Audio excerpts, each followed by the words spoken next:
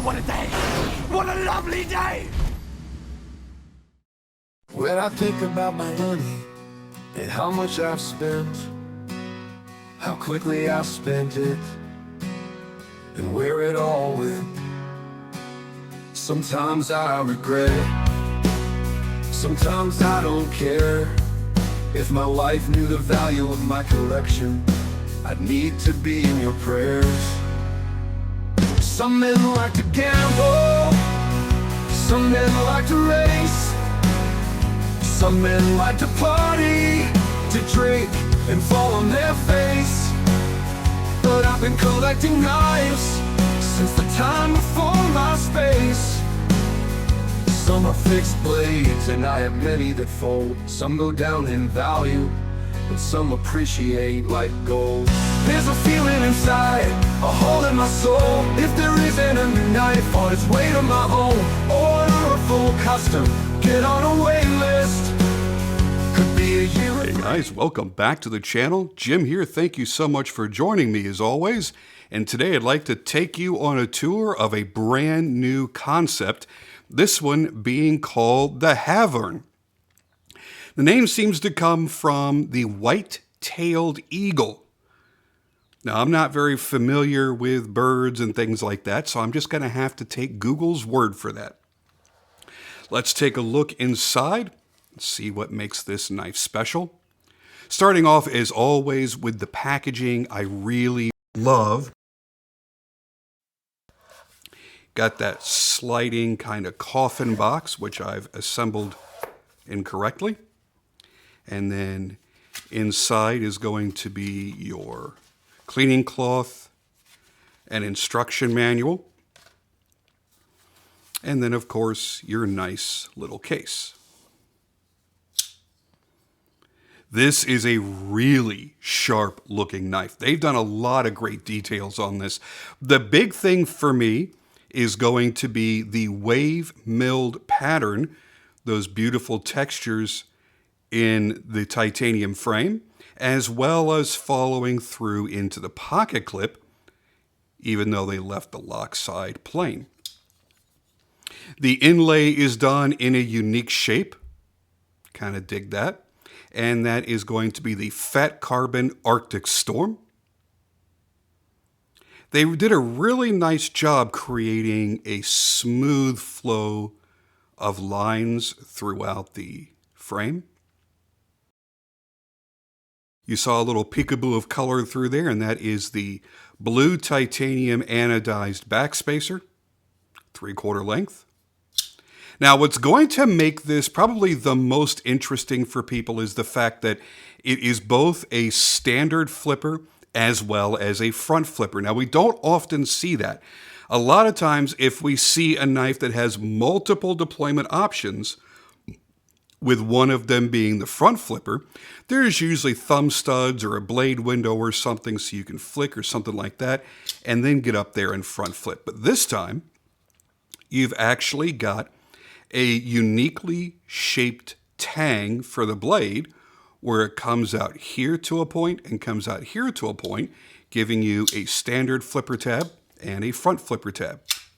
And they have just the right amount of jimping on there so that you can actually flip it very nicely. And it's the right shape, and it's in the right relation to the pivot to give you the leverage to easily do it.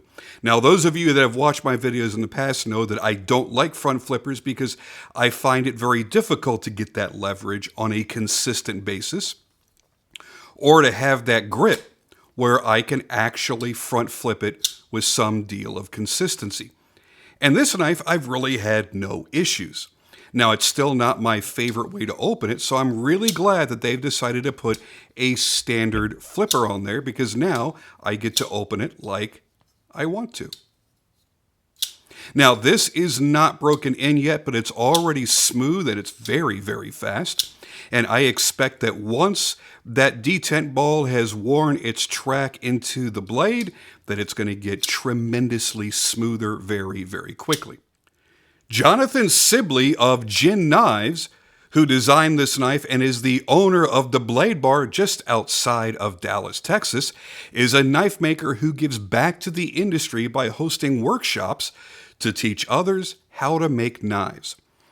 He came from a graphic art design background and is also proficient in operating a CNC as well as having been trained as a jeweler.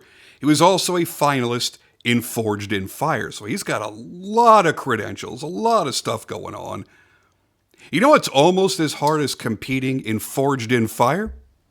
Selling your personal knives online without censorship or scammers trying to steal from you. As knife collectors in this wonderful community, there are two very important things that help us grow our collections. Number one is being able to find the knives that we want to buy to add to our collections. And number two is a place where we can reliably and safely sell some knives to make room in our collection to add more. Also to add more to our budget so we can add more knives as well. And the unfortunate thing is we've become wholly dependent on apps like Instagram and Facebook because social media kind of rules the world, and that's where our community has flocked to. So while we're all out there hanging out and talking about the knives that we love and stuff, we also want to be able to buy and sell. The unfortunate thing is they restrict us.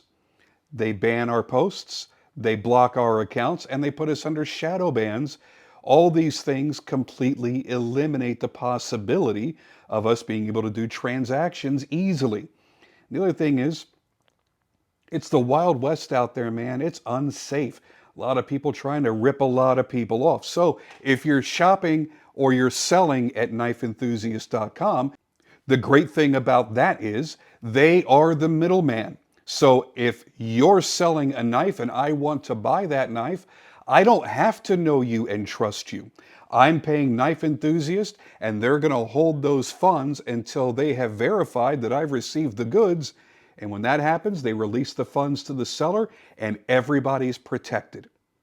The seller and the buyer, everybody involved. You couldn't ask for more than that. It's also very easy to use. I'm a member there myself. I've enjoyed my time there, and I got to tell you, I'm going to be buying and selling a lot more on there because it's just so much easier.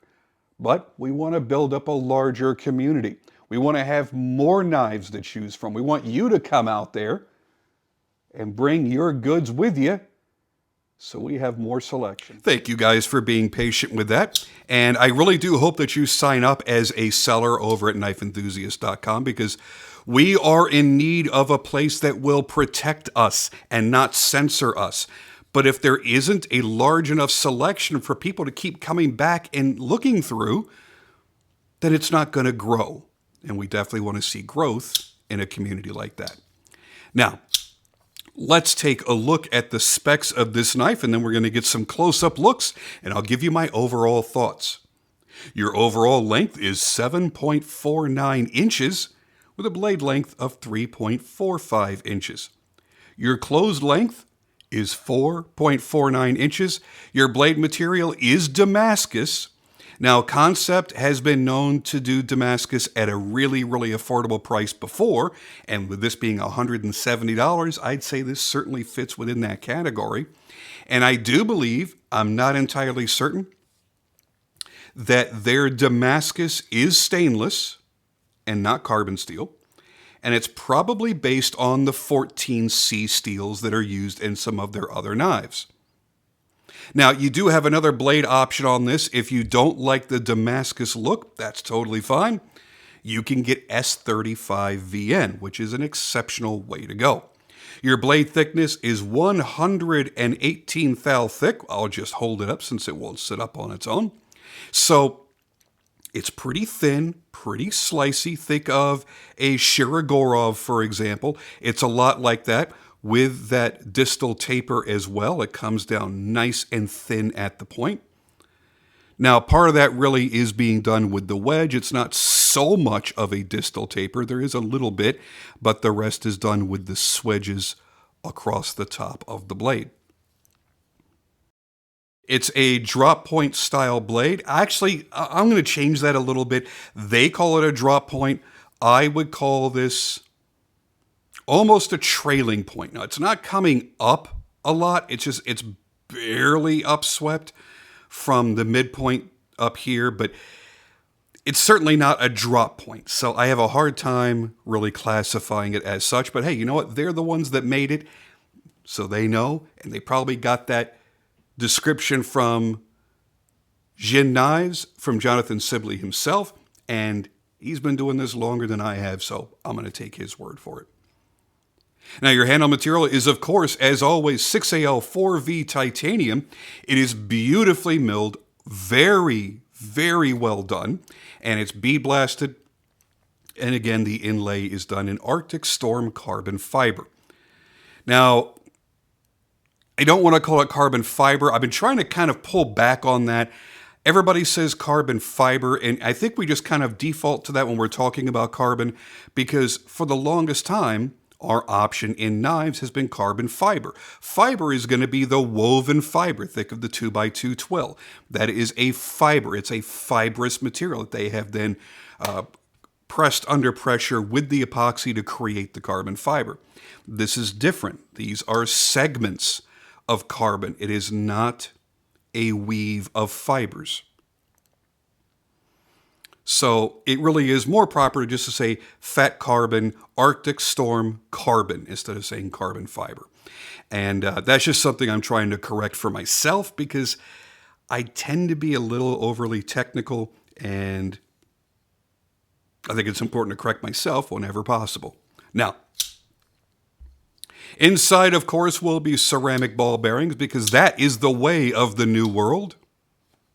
And your pocket clip is a tip-up right-hand carry, and the weight is 4.45 ounces, so it's a good medium EDC weight. Take a good look at that Damascus. They've got a beautiful raindrop pattern, and I love the etch that they do. They always get a nice dark etch.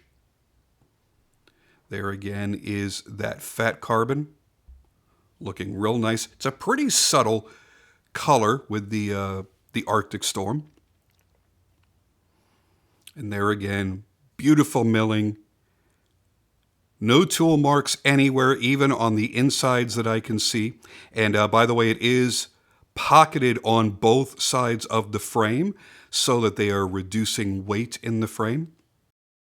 And at first, when I initially unboxed this, I had wished they had done the same milled pattern on the lock side, and then I realized they very clearly wanted to have that look in the pocket clip.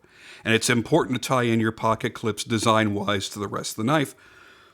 And if they had done that and this side was also completely milled, number one, it would have been way, way, way too busy for most people.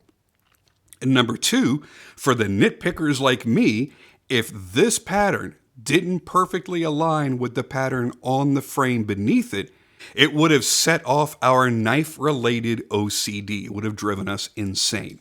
So it was probably a wise choice to go with the safe route here. I really like the way they set the detent on this. It's very, very snappy, and you're only able to do a light switch on it. You cannot do a push button because of the orientation of the flipper tab. It is the perfect detent to be snappy, but not be so hard that that flipper tab is digging into the pad of your finger or digging into the side of your thumb if you're front flipping. They did an excellent job setting that detent. Overall, I think it's a handsome and rather unique frame lock that a lot of people are going to appreciate if they have a large collection and always looking to add something new and different to their collection that's not repetitious among other designs they've already got. I look at it this way. This is absolutely not a derivative design at all. This is wonderfully unique, even down to the blade shape, the way they ground the blade.